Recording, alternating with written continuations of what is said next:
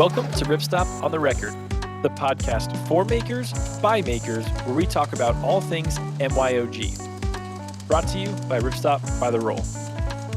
I think it's good, right? Yeah, I think that was a good take. Hey everyone, welcome to Ripstop on the Record. I'm Jameson. And I'm Avery. And I'm not Isaac, it's Carter. Hello. Today we are talking about 3 ways that you can mod your DIY kits.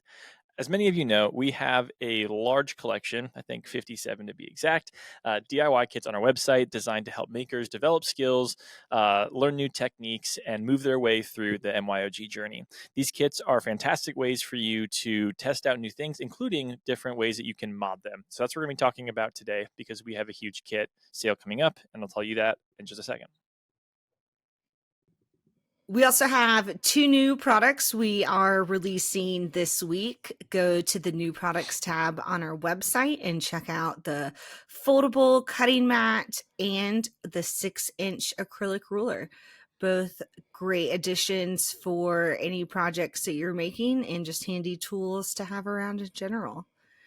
We're also restocking paracord, so if you've been waiting for that, it's back. Yay, paracord. Good job, Carter. I feel like every product is your baby, so you kind of have a lot of children now. I didn't care too much about these, to be honest. I'm just kidding. Yeah, you were just always looking, we do quite a few big releases, but sometimes, we want to be constantly innovating and adding new stuff so that when people want to make one of the DIY kits that we're going to talk about today, they can go ahead and pick up a cutting mat and a ruler and a rotary cutter and needle and thread and all the things that you need just to make it easier and save on shipping or a trip to a fabric store. Totally. So like I mentioned earlier, we are doing a huge kit sale coming up. So starting December 2nd until December 6th, just for those of you that may not know, Cyber Monday is at December 2nd. So it's a Cyber Monday sale. Every one of our kits is going to be on sale. And we have some really cool things to go along with that. So we have tiered pricing, which means that if you buy 1 or 2 kits, it's 15% off. 3 or 4 kits is 20% off. And then 5+ kits is 25% off. So the more you buy, the more discount there is, basically. But that's not all. Wait, there's more. If you buy any kit, then you get a free DIY digital pattern, which is an ultralight glasses case. Carter and I designed this together, so it's kind of fun. So free pattern for anybody that gets a kit at all. No minimum spend on your order. But if you happen to spend $50, which is very easy if you just want to stock up on stuff, then you also get free thread. So free Gutermann Mars 70 once you have about $50 worth in your cart, including a kit. So there's some really fun incentives there. Please go check it out. We're really excited to get more kits in everyone's hands. This includes really popular kits like the Packing Cube kit, the CPP, as well as the $10 DIY kit. There's a whole plethora of options there. So go check it out. That's going to start on December 2nd. One last thing real quick is that recently we released the Ultimate Thread and Needle Guide. Hopefully you've seen an email or maybe you saw it on our Instagram. But in case you haven't, this is something that Carter and I spent a lot of time on developing. This is a question that we get asked so much. Getting the right tool for the job often makes it easier, and understanding how that works with thread and needle is also really important. The answer may surprise you. It's not quite as technical as you may think, but this guide is going to help you out a ton. So we'll link that blog down below. There's a spreadsheet so you can see every single recommended thread and needle for every single fabric that we have. We kind of poured our heart and soul into it to make sure that you had all the answers. So go check it out. It's linked down below. And as always, make sure to like, comment, rate us, review, share, subscribe. Go over to YouTube, subscribe to us over there. And yeah, let's get into the episode.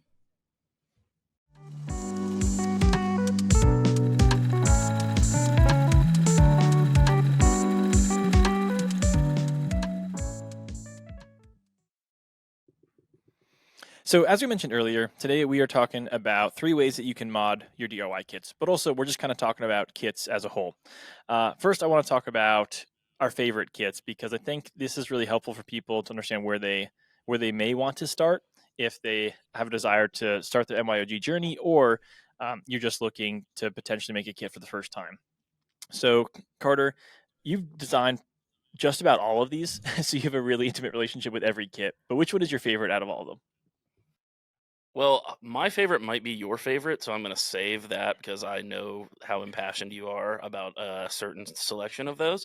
One that I'll say I think has the most opportunity to be useful in everyday life, and also we'll get into the most opportunity to be modified once you kind of build your skills up, is the tote bag kit. It's really simple, right? We already cut out the entire pattern for you, and then all you need is to sew on the handles. Because of that, it's really approachable, but also really easy. Like my wife plays adult league volleyball a few nights a week, sometimes more than that.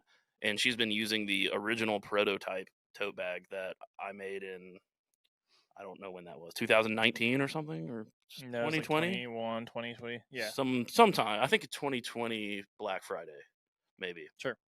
Anyways, it's like 4 years old. She uses it to tote around really stinky knee pads and stuff, and it works great. It's just a super useful kit, and like I said, I like that it's approachable, but then if you want to do more, you can do so much more with the tote bag. And also, you know, I know Jason wants this, but he wants a lot. He's really asked a lot of us. We want to come out with a deluxe version, maybe eventually. So some of the things that we're going to talk about today, we might implement into a version with some other stuff that I'll get into. I don't want to get too far ahead. I like a teaser. What about you, Avery? Do you have a favorite kit or one that you have made more frequently than others? I'm going to say the dog collar and dog leash kit are my favorites, mostly because I love dogs. Let's hear it for dogs. Yeah, I those are also think nice. that they're really Go ahead. easy, really rewarding, probably the easiest to make out of all of the kits. And you're just going to want to be making like dog collars for special occasions and your friends' dogs. And yeah, Partner, whatever. We'll leave that one there. So mine is real basic, but we'll especially talk about the mods that I like to add later on. The kit that I've made the most, which is going to like say my favorite, which is my favorite, is has got to be the ZPP.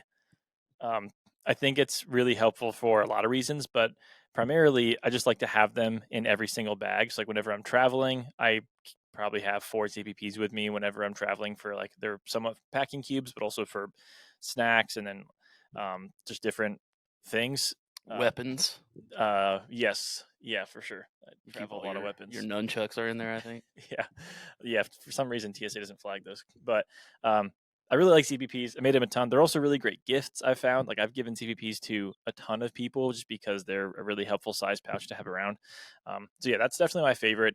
And for me, that was one of the ways that I learned to make or to include zippers in my projects was through making a lot of ZPKs and ZPPs. So that's another kind of maybe a sentimental reason why I like them. Um, learning skills. So I mentioned like how I developed the zipper skill through ZPPs is that's kind of a big way and a big reason that you made a lot of these kits that you and Kyle started designing these back in like 2018 or something was so that people could kind of ascend the skills needed to be a good DIYer. What role do kits play in the journey and in our catalog to help people figure out what they want to do? Yeah, I think the first kit I designed, I started working here in late May or maybe June 1st of 2017. I made the DZPs and ZPK in maybe a month after working here.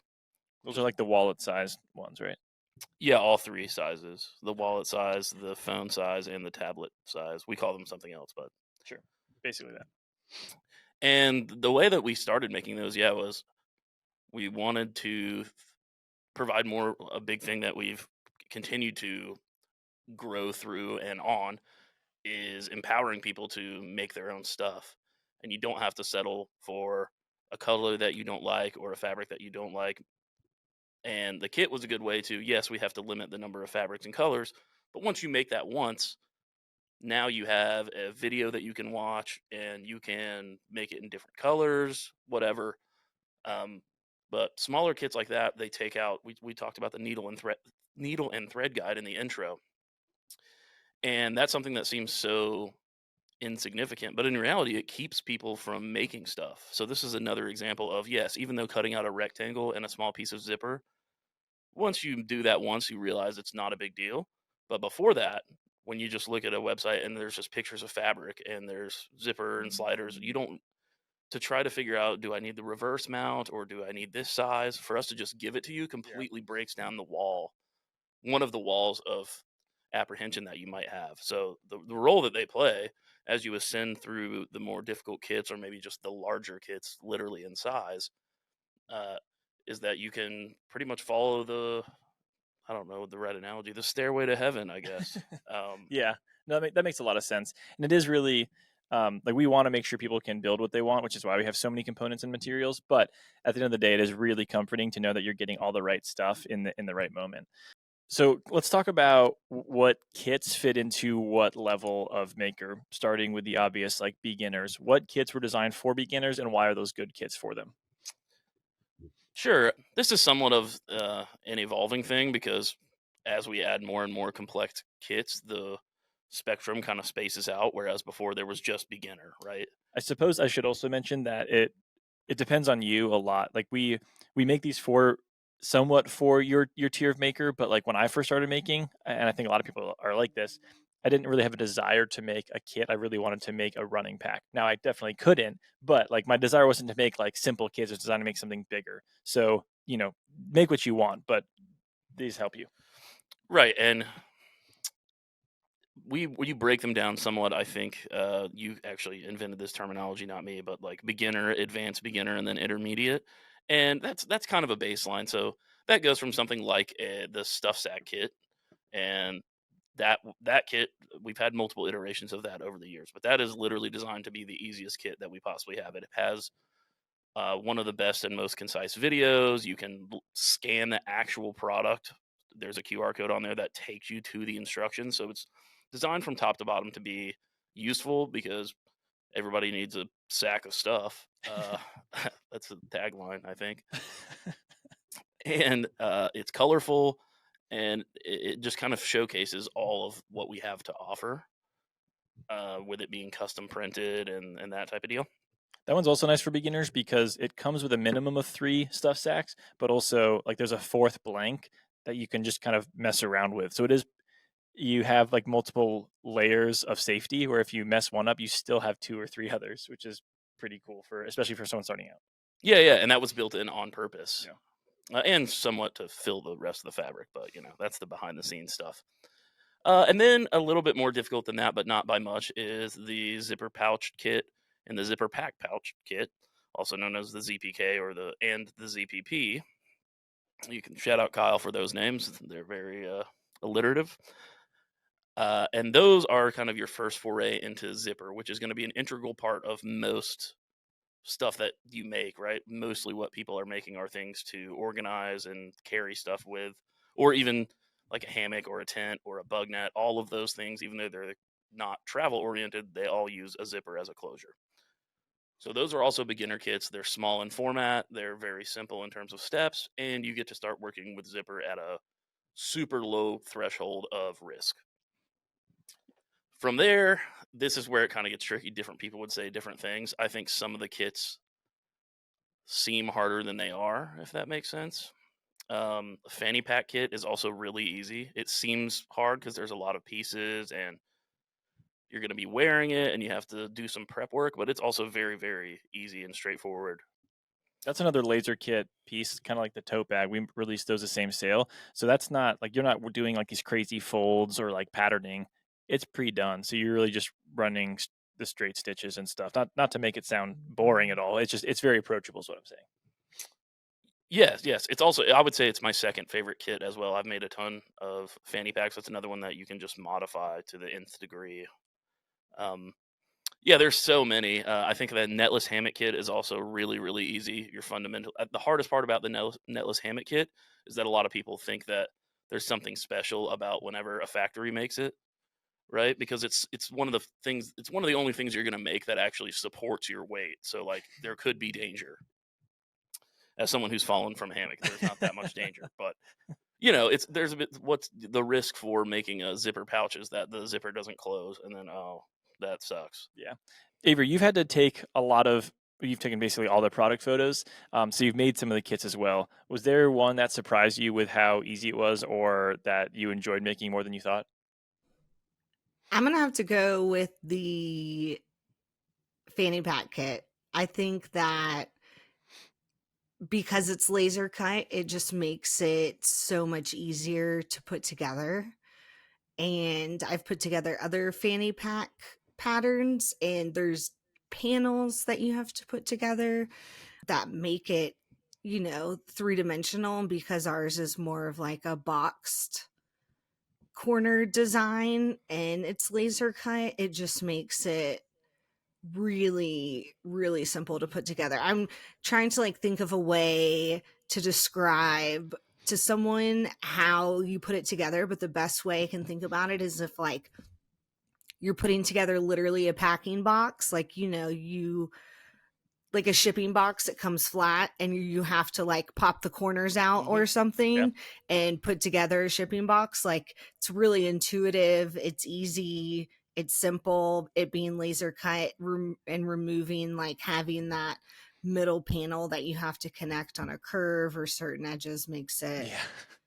I was just thinking about like the really zipper gusset too. simple.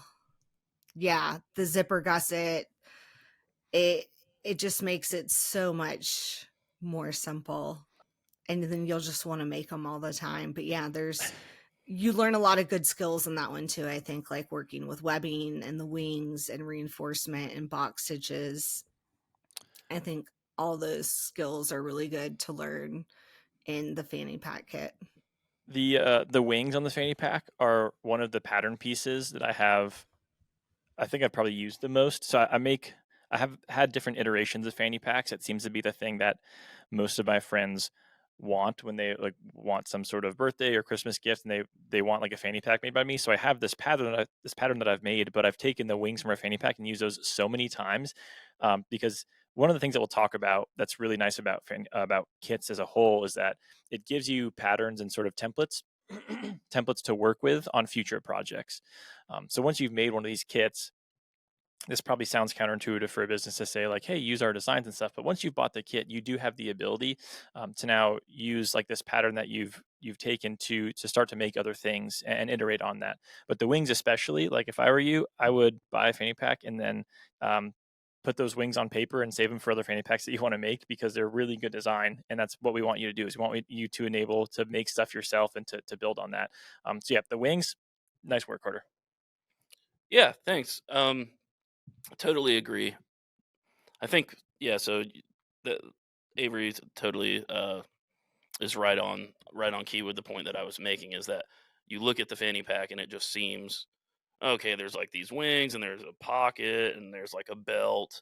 This seems really hard. It's definitely not.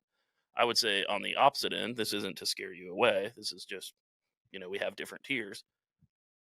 Something like let's just say a winter tarp. It's not that that's necessarily a difficult kit. It's just really big. So a lot of the difficulty for our kits, we're not doing anything as of now super complex with like 80 different pieces or anything. It's more about like the size and the management of that size of slippery fabric. So I would put something like the tarp kit as like an advanced beginner slash intermediate. And the same with the poncho. The poncho is really easy, but you're getting into apparel and sewing on curves and sewing with a slippery fabric. And that's one that I definitely wouldn't recommend to someone as their first kit that they make. However, I'm sure tons of people have done it and they've liked it. Yeah, I think that's probably just for a scale for people. If the DIY stuff sack kit is the easiest kit that we have, then I think the poncho is in my opinion probably the hardest kit that we have. To Carter's point, you are sewing around a circle. You're working on a hood system and a hood gusset with curves and and different seam types, and you're also doing quite a few feet of rolled hem stuff. So although it's extremely approachable, I would recommend it to a lot of people, and it's a really wonderful kit. It's probably the most advanced in terms of skill set and technicality that you would want to have. Jason just made one actually, I think 2 weekends ago, and it looks good. I saw it myself, but he said, the hood was a challenge for me because it really pushed me to understand I think he said that it was the most difficult to figure out to keep his stitch in the right place and why that seam allowance really mattered. He said for most kits, the seam allowance you can kind of fudge a bit, but that one was the most important one for him to understand. Like, oh, it does have to be exactly 3/4 of an inch here. Or I need to make sure that my stitch is exactly on the seam here. Stuff like that, which is why it's further down that the kit ascension. So you have been able to develop those skills throughout other kits. Also, one thing that I'll say is that keep in mind that you aren't Jason.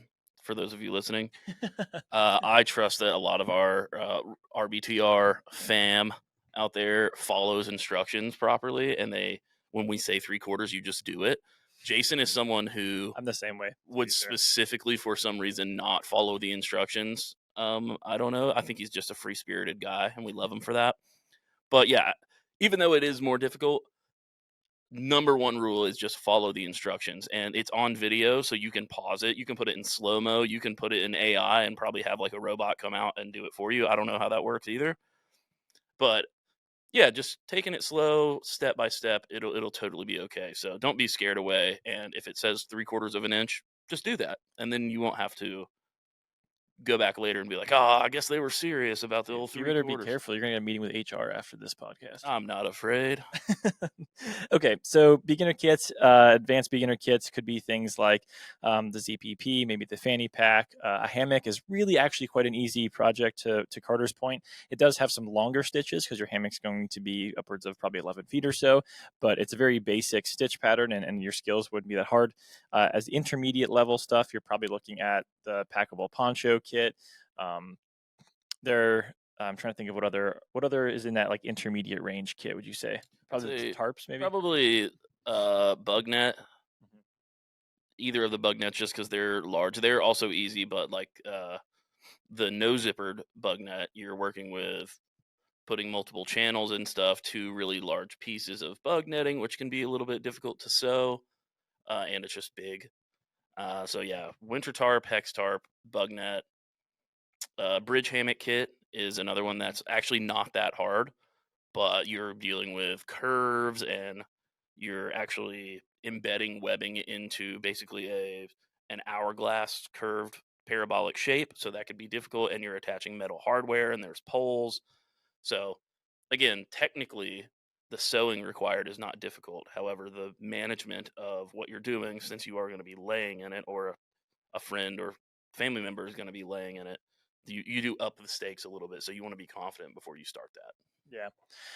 Two more things I want to go over before we get into the main part of like kit modifications are kits are really just fun. They're nice to have around because they're easy to reach for and it can be really enjoyable. For those of us that sew for the spirit of making and we just enjoy the making process, even if it's not always something that's going to be like our heart and soul, it can be really nice just to reach for something and be able to sew something in 15 minutes. There was a video that I made for social a long time ago, like how quickly can you sew a ZPP? That was because I only had like 15 minutes between meetings and I really was tired of staring at my computer. So I wanted to just sew for a few minutes.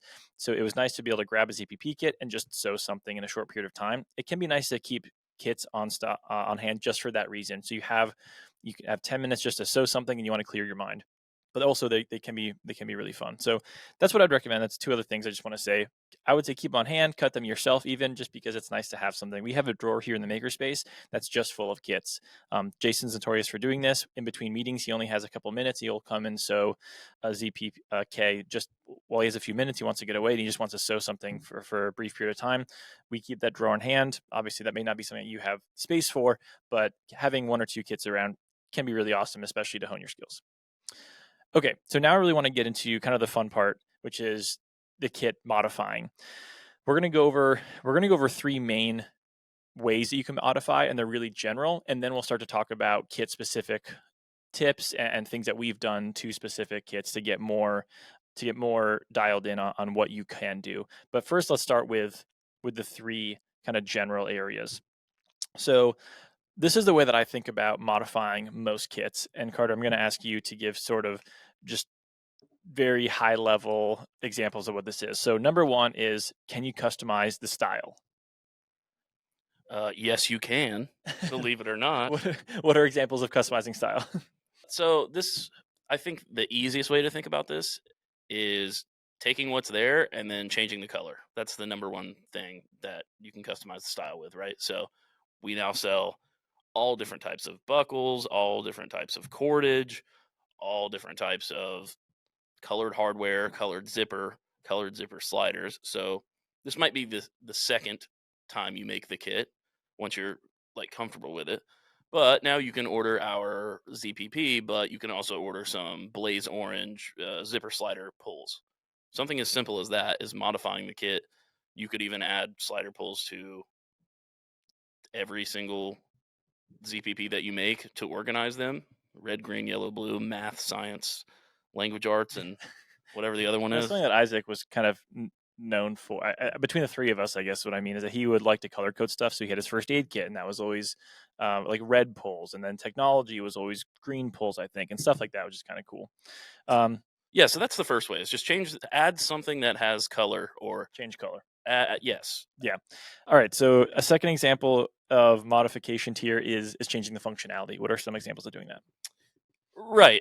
This could be the most in depth of all the It's a lot of modifications. options. Right. Fundamentally, what you're saying here is you have a base kit.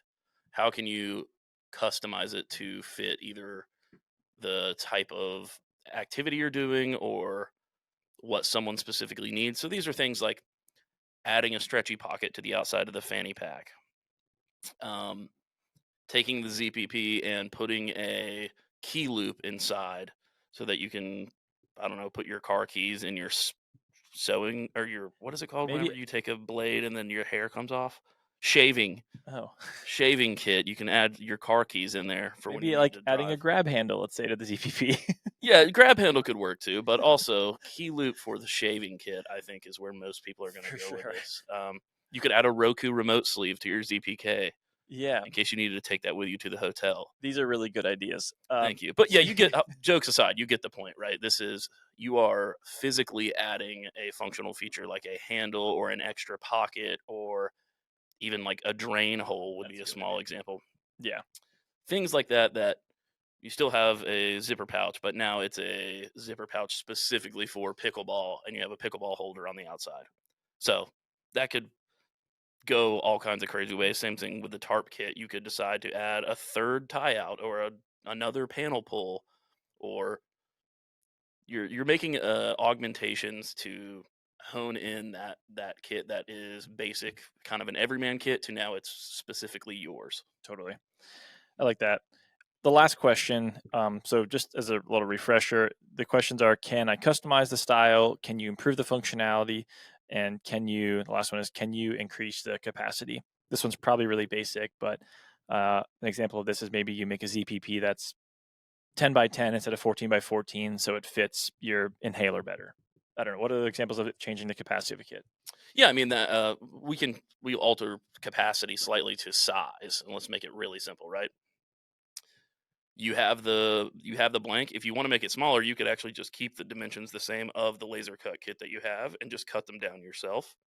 If you want it to be bigger, you'll need to cut your own piece, but you still have all the instructions and everything you need to make that. So yes, ZPK you could make if you need to fit certain, like, let's say you have a specific set of weapons that you really want to keep in a zipper pouch, or tote bag.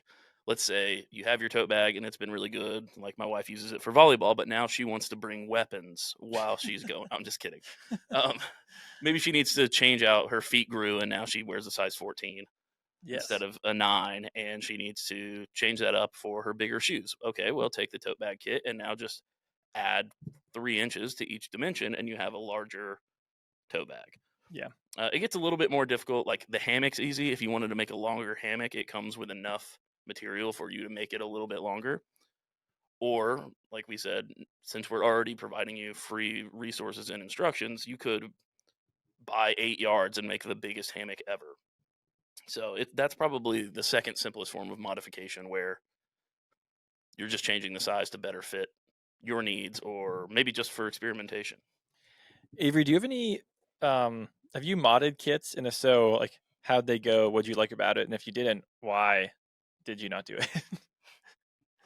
I've tried to add like a stretchy pocket on the back of one of the, I can't remember if it was our kit or another kit, but I don't think I was really discouraged. I was just like to stick to the plan, but it's nice to add like little touches here and there. And then when you get confident with the kit and make it multiple times, like Jameson has with his fanny packs, you can like really start switching it up. But it is a great idea to take your kit and if you want, copy the pieces and save them for later. And we've talked about pattern pieces and different ways that you can do that. But yeah, you're the master of the fanny pack modifications. So what are your favorite modifications that you've done of the fanny pack? Wait, before you go on what might be a 35-minute tirade, um, I just thought of something that's another easy way to modify style is you can buy a great example of this is the Pack and Cube, one of our most popular kits. It's really, really useful. Just traveled a week and a half ago and used, my wife stole all of them, but we did use them. So you can buy two small packing cubes, one in blue, one in black, and combine the pattern pieces so that you could have, a color blocked kit that won't, instead of having to trace out your pattern and keep it for later, which you might want to, you can actually just mix and match in between that, which could be really cool. So anyways, Yeah. just wanted to throw that out there as an option if you wanted to make something more colorful and stylistic to you, but you also are you can't be bogged down with having to trace stuff out like I am. I'm way too lazy for that. Sure. Okay, so this is the part I've been most excited about, Avery. Thank you for teeing this up. Because I'm excited to get into all of this, not just the fanny pack. But starting with the fanny pack, ways that you can mod this. One, my favorite way to do fanny packs, have a spacer mesh pocket on the back. Yes, you have to get some spacer mesh. But that is, in my opinion, the best way to give it shape, but also it holds your phone really well. It breathes really nicely. It feels really comfortable. I think it looks really professional. So yeah, spacer mesh pocket on the back, one of my favorite ways. If you can't do spacer mesh, then I do think something that's somewhat static, like I've done Venom stretch mesh pockets on the back. They can work really well.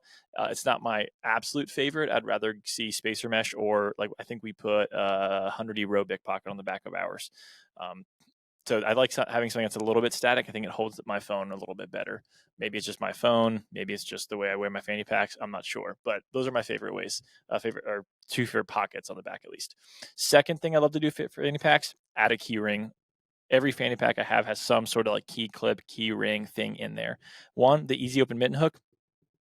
It's the best for like easy key clipping. Easy open. It opens really easily, believe it or not. But I have done something kind of fun.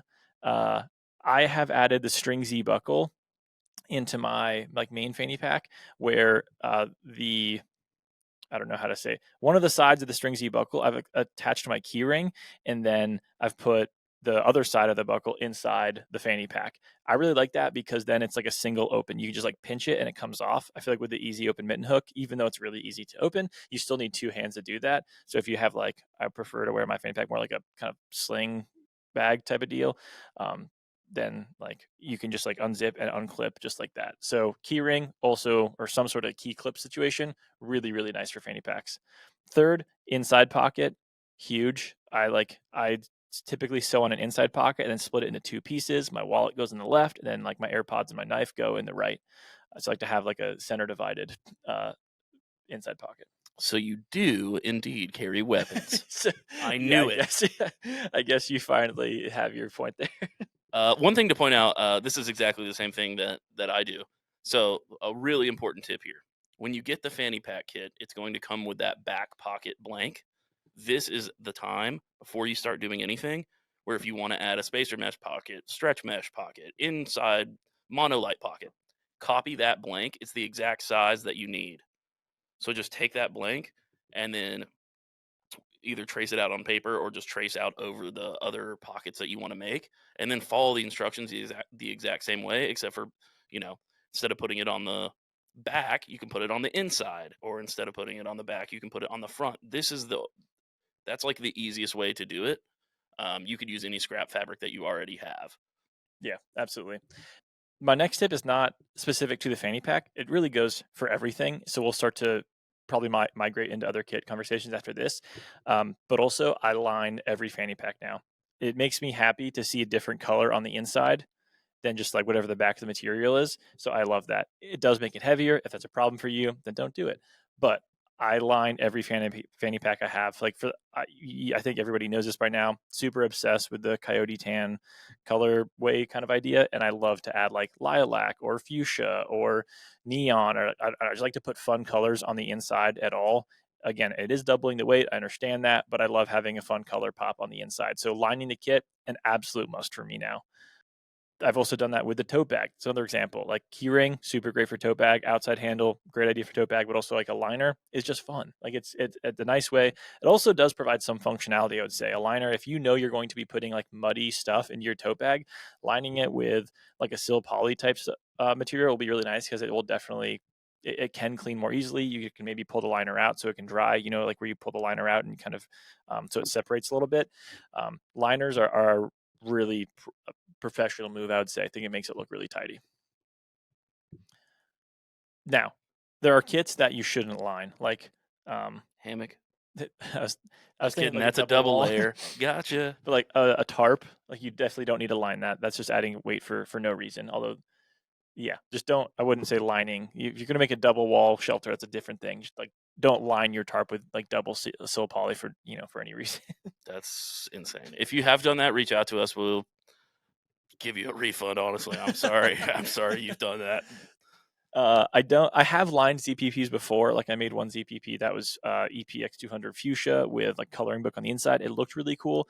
But for the most part, I don't use the time to line ZPPs really anymore, just because for the most part, they're for organization. I'm not looking at the inside that much. Yeah, and I think they're just. I'm definitely more of the minimalist guy of the group, but so many fabrics now, you're dealing with laminates that are completely waterproof and have a easy clean, like 5.0 DCF has a ton of structure. Yeah. It's still relatively light, but if you spill makeup or something in it, you can just wipe that out. But once you line it, unless you line it with something that's Has the same has the makeup. same thing, then you're kind of just lining it for different reasons. So Yeah. depending on the fabric you use, lining it could be really good, but you might not always need that, especially if you're making a backpacking ZPP versus a weapons ZPP. So for for the beginner makers, another kit that I mod a ton is the ZPP and the ZPK. There's a lot of things that you can do with both of these, but my go-to there are just handles. For the ZPP, I love to add a handle. There's two ways you can do that. You can put it in the first seam when you're stitching down, kind of you're stitching it flat when you are closing that zipper side. You can also add handles when you do the box corners. So there's a couple of different options there, but adding handles is totally my go-to. I find if I were to be working here back in 2017 when you made that, I would say that it should include a handle or at least an optional handle, because for me, like the ZPP is just better with one. I understand why we did, and it's really good without it. I've also made plenty of ZPPs without them, but just I like to have a handle in there, and I think it's a really good addition. Plus, it's really easy. You just need like 6 inches of grosgrain, webbing, whatever. You don't need a special stitch. Just toss it in there. It'll work really well. So add a handle to your ZPPs, ZPKs. Are there any other mods that you make to either one of those kits, Carter? I don't know if I'd call this a mod because it's a pretty big difference, but it's still kind of the same kit. And you might have, I think, used this idea that I've used for a few different of my backpacking gear in an email pattern or something that you shared. I can't remember. Really burying the lead here. I've got no idea what you're about to say. So you can take a ZPP and double the size that you, let's say you want it to be 10 by 7 or something. You can double the height and then fold it over itself, and what you create is a bifurcated ZPP Yes. ZPK. So you're basically making a massive pleat. That is my favorite way to have a ZPK. It's almost exactly the same construction once you realize what you need to do. But that's probably the main modification that I make, is on all of the ones that I've made, I do that now. So it has two separate pockets, but it makes it expandable because it is a massive pleat. So you can fit thicker stuff in there, like different types of weapons. And then as you fill it up, it still expands and it can sometimes stand up on its own, which is really nice. I know that might be hard to explain, but perhaps we can link Yeah, the pattern or whatever it was that you made. I think we called it a ZPK with a divider. It's a PDF download that you can have. We did as like an email series. I think we can link that below, but it is really shockingly easy. Once you read it, it'll take you a second to figure out, but it is really, really simple. It's no additional stitches at all. It's just a fold. Yes. And it's really helpful to have that little pocket. That's a great point. Avery, is this like talk about mod inspiring you at all? Like, do you have ideas of things that you want to do with our kits now? I think there's a lot of cool things that you can do with the front country quilt kit that I've been inspired by. Tim from Learn MYOG turned his into a snuggie and added arms. It's really That cool. was really cool. And then I just think about like ours is more of a blanket roll style, but there's different ways that we've talked about in the how to make a quilt episode of like different types of foot boxes and closures. And I think that that's something that if you wanted, you could probably mod fairly easy. Cam snaps, I think, are my best friend. I love a cam snap. There's really a lot that you can do with it. So that's probably one of my favorite tools or like little components that I would say that I would use to mod things. I just think that they're handy to have around and they add that like stylization because they're colored and I think they just look good. I totally agree. Cam snaps are the lifeblood of the DIYer. I don't know where this is in the outline, so you can tell me to shut up, but cam snaps are like one of the easiest modifications you can make, and that spans everywhere from like the ZPK all the way up to like a winter tarp, right? You see some manufacturers that put snaps on the doors so you can actually snap them together. Well, our kit doesn't offer that because then you'd have to Include cam snap include pliers cam and cam snaps and all that stuff, but that's an easy way for you to make a functional modification and a visual one if you wanted to add a cool like robin egg blue color to your gray tarp. Same thing with the poncho. You could add snaps all the way down the side and then close it in if you wanted to. With the hammock, you could actually add cam snaps to the edge hem of the hammock all the way around, and then add those same snaps to the underquilt kit and make like a snap-on underquilt. The possibilities are endless with cam snaps. It's just a matter of figuring out how they all go together, right? You want to put some thought, some intentionality into where they're going to go. Otherwise, you'll just end up with a bunch of things snapped together. Trent talked about this in the last episode, but because so many of our kits have zippers, zipper slider pulls are really fun too. We offer a lot more colors now. Of I think the beam puller, um, the micro pull, maybe I'm forgetting names, but we have a lot of color options now. You can also just do cord with a cord end also, but that's a really fun way. Like different DPPs, I add all sorts of different stuff to now just because it's fun to mess with. But it's really simple, really cheap too. Like a lot of these things that we're talking about are also not very expensive, especially when you look at what the price of a finished good is. Like if you were to go to anywhere for the most part and try and buy packing cubes and buy like little organizer stuff, yeah, I think it is DIY is not always cheaper, as many of you know, but if you were to just buy like a yard of monolite and then make your own packing cubes, you will definitely save money from compared to like buying 4 finished packing cubes. Yeah, I just thought of this too. This is another super easy style modification, right? So let's take the tote bag. It's a great example. You have 50 feet. I think it's 50 feet or 50 inches, not 50 feet. Jesus. Definitely not 50 feet. It's like you carry your tote bag and it's like it's like getting caught in elevators like 20 feet behind you. Anyways, 50 inches, I believe, is the correct size. So that comes with black, right? That's a standard. But if you were to buy 25 feet of coloring book printed webbing that we offer, now you've added some personality and style very easily. Same thing with the fanny pack kit, right? If you wanted your belt to be hot pink, you could just buy that and swap out the webbing, use the black webbing for something else, maybe a grab handle for your ZPP. And once you do that a few times, then you have a few different custom colors of components and trims, and now you can kind of customize things, and that will end up saving you money because you don't need 25 feet. But if you add a coloring book to 4 different items, Yeah. Now it's what's it called? Modified. Yeah. So we're going to wrap this up here briefly, but speaking of the tote bag, one way that I'm actually planning on modding one of our kits soon is I really want to make like an extra large tote bag for my ski stuff. And what I'm going to do is I'm going to add a zip collar. So I'm going to take the tote bag, add I haven't chosen the material yet, but it's going to be something EPX 400 brown or whatever. probably not that one, but I'm going to add maybe like an 8-inch collar and then add a zipper closure on that as well. Just to have it on an extra large, I'm going to scale it up and change the capacity. I'm going to have an internal pocket, probably an external pocket.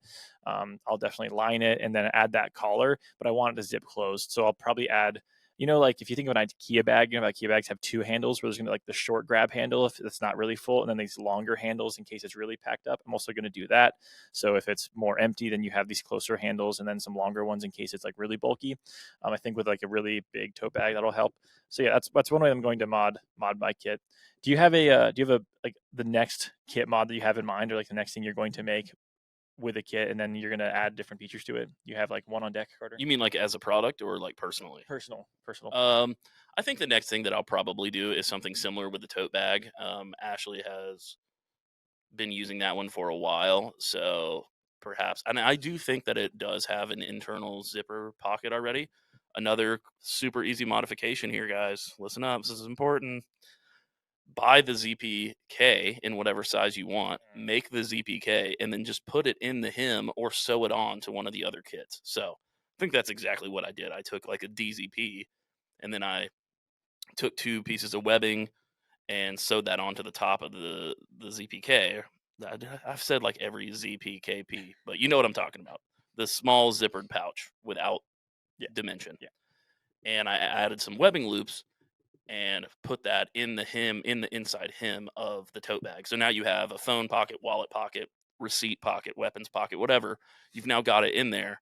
And you didn't have to do any extra measuring or anything. So that's another easy mod where you can still follow all of our instructions, but you've increased the functionality. So the next thing I'm going to do is maybe add a few different pockets, perhaps make it a little bigger, and maybe put a snap or something like that. Also, she really likes water bottles. That's like a big craze, I guess. There's all the different kinds of Stanleys and Tumblers, yeah, Stanleys and Manleys and Shanleys. But I would like to add a modification to the side or somewhere. Maybe it's even inside for her to put that big ass water bottle and not have it fall over. That reminds me actually of a tip that you gave me a long time ago when I was making my bike packing bag series. Specifically for the bags that I leave on my bike more often, you had me leave into like 3-inch grosgrain pieces that I added cam snaps to, and then I have like a wallet size zip thing that I put when I'm riding. If you see my bike, anyway, don't steal my stuff, but my like wallet, keys, and Swiss Army knife always go in this little zip thing. So to your point, a weapon, and that cam snaps in there. So that's like you have this thing that you can take with you. So when I go inside, I bring that stuff with, or I can like clip it into the bag and like have it easy access as well. So that's another fun way you could do it for the tote bag as well. Add grosgrain, cam snaps, and you can cam snap this like wallet zip piece on and have it easily removed. Yeah, and you could do the same thing with slit clips. That's like the ideal that's true purpose for that. The gatekeeper, you could also do that with. You could use carabiners, you could use mitten hooks, but just adding small. That's a great point. Our mini carabiners I use on a lot of kits. Those are really helpful. The ultralight glasses case that you're going to see for our kit sale. There's an optional loop there. So make sure you get some mini carabiners when you purchase stuff for our kit sale, because you can add those on the end of any zipper pull tabs. So like on the end of ZPP, ZPK, whatever. The mini carabiners are really nice to have around for that reason. Yeah, so that's just another simple thing. You might not know what you want to mod it with yet, but if you were to add a few grosgrain tabs on the inside of your project, then maybe later you do want to make a key leash, or you do want to make a carabiner hanging loop or whatever. Now it's on there, and yeah. Avery, do you have any what's next on your DIY list of kit mods or things you're going to test out, or are you making any Christmas presents, anything like that? Dog poncho. Dog poncho would be great. I'm actually going to be making the rain skirt for product pictures. So we'll see after I make it and take some photos what I can come up with. Maybe like just a little pocket or yeah, we'll see what I can mod to the rain skirt after I'm finished. Maybe like some cam snaps. Have you seen where you can do like make a skirt into shorts with Ooh, that's a good idea. snaps in between the legs? You could like, Yeah. I don't know, I could maybe make take the rain skirt and add some cam snaps and then like make it convertible shorts. That would be awesome. Yeah, the rain skirt kit is another one that it's designed to be extremely basic. Like the reason that we made it was originally for ultralight backpacking, right? But there's a ton of modifications that you can do with apparel. You could add a pocket that folds inside of itself to carry it. A few different cottage vendors do that. You could add cam snaps. You could add tie outs on all the corners. That might even be in the instructions, but you could add tie outs on all the corners to make it a ground sheet for under your hammock or for a picnic or whatever. That's what I use my rain skirt for the most. Um, lots of different creative options once you Yeah. go down the path.